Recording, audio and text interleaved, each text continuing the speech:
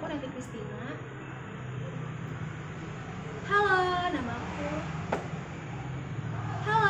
aku Nanti Kristina. Kali ini aku bakal memberitahu kalian bagaimana sih cara menggunakan waktu dengan baik. Yang pertama adalah gunakan waktu kamu, misalnya waktu-waktu senggang atau waktu-waktu yang harusnya kamu pakai untuk tidur, tapi kamu lagi nggak ngantuk, kamu bisa menggunakannya untuk belajar.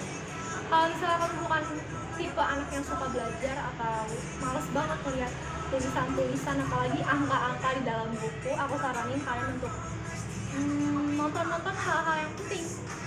Menurut aku kalau nonton hal yang penting itu nggak selalu tentang film ya. Kadang kita juga bisa menonton hal-hal yang bisa memotivasi kita, misalnya musik-musik atau apapun itu yang membuat jiwa semangat kalian bangkit, itu memang harus kalian lakukan banget ya. Lalu yang kedua, jangan lupakan kalau kita mempunyai banyak tanggung jawab yang nggak bisa kita tinggalin begitu aja. Yang aku maksud sini tanggung jawab adalah kita harus bisa menyesuaikan waktu kita di mana untuk main, di mana untuk belajar, dan di mana untuk membantu orang tua. Kadang ya kalau misalnya kita masih sekolah nih, kalau mau bantu orang tua kan suka nggak sempet ya, dan karena waktu untuk di rumah tuh nggak terlalu lama, jadi kita agak kesulitan bagi waktu, apalagi kalau orang tuanya selalu membutuhkan bantuan kita. Nah, sekarang itu kita harus pintar-pintar membagi waktu yang bagaimana bisa kita manajemen dengan baik, sehingga semuanya dapat, makannya dapat, tidurnya dapat, nyuci dapat, ngejemur kain dapat, main HP-nya dapat, belajarnya juga tetap dapat. Jadi ya emang harus pintar-pintarnya kita dalam mengelola waktu kita sendiri, karena kan menurut aku waktu itu melebihi uang. Kalau menurut orang-orang lain kan waktu itu adalah uang, tapi kalau menurut aku pribadi waktu itu melebihi uang. Karena dengan waktu kita bisa mencari uang, tapi dengan uang apakah kita bisa membeli waktu? Enggak kan.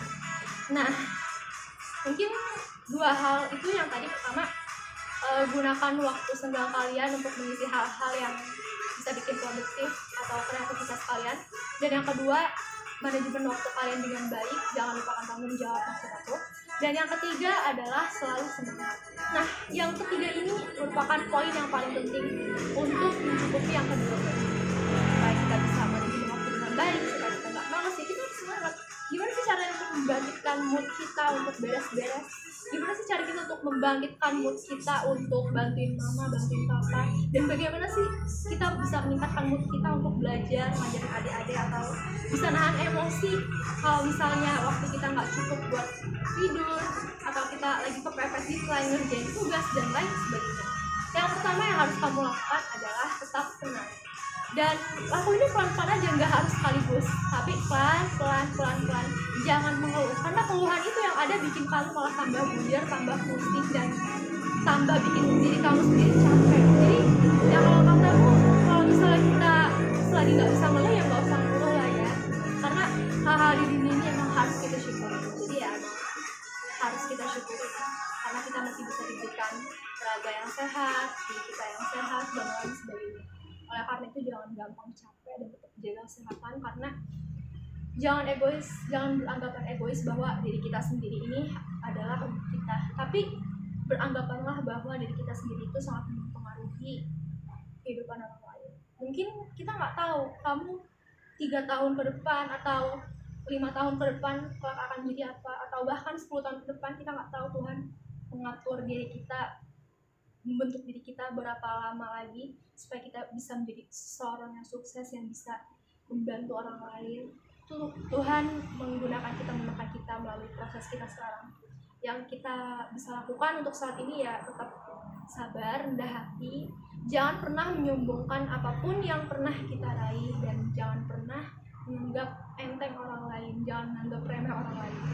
Meskipun mereka masih muda, apalagi kalau udah tua, ya harus tetap dihargai.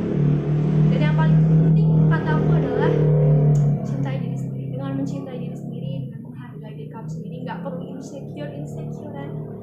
Aku yakin diri kita sendiri bisa lebih baik dalam hidup kita sendiri. Kita sendiri punya tipe yang beda, kita beda dari orang lain. Kita punya ciri khas, dan kita nggak harus sama kayak orang lain, harus bisa nari, harus bisa nyanyi, harus cantik, harus bisa make up dan lain-lain, karena kita mempunyai kelebihan dan kekurangan sendiri. Jadi cukup